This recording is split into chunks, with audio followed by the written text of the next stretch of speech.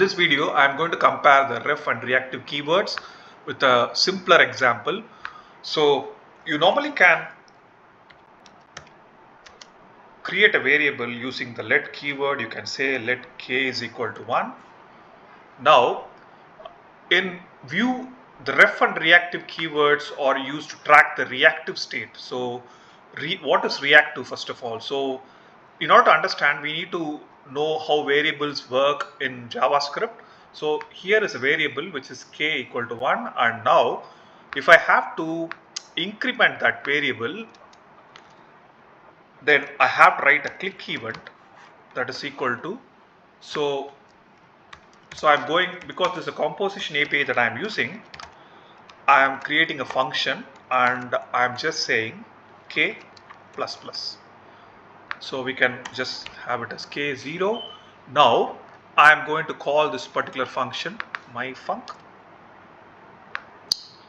and then that's it. So if I have to see it, so I have to add the k here.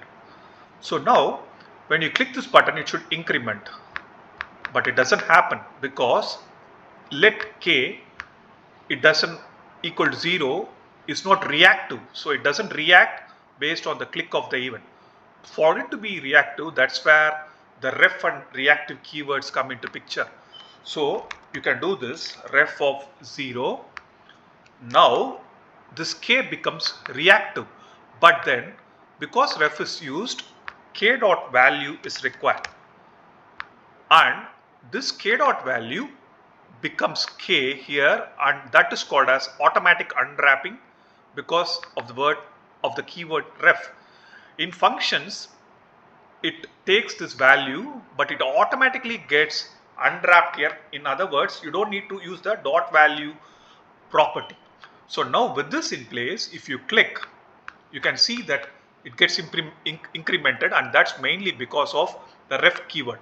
Now let's get to the next step, where there is the other keyword for reactive state, which is reactive.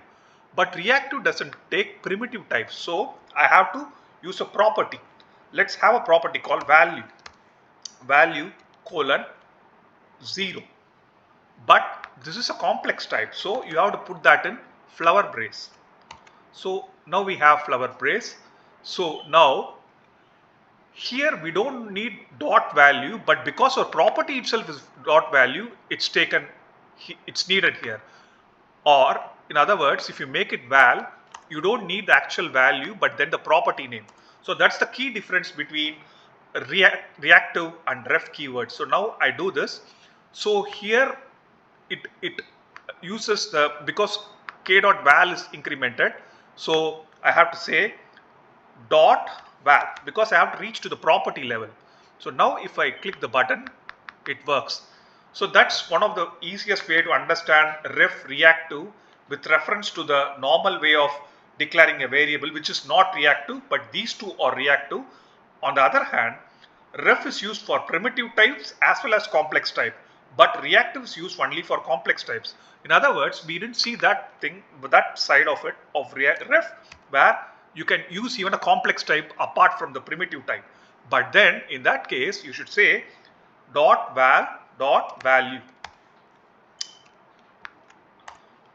dot value dot val, because this is at the highest level. You need to use the value and then you get to the property.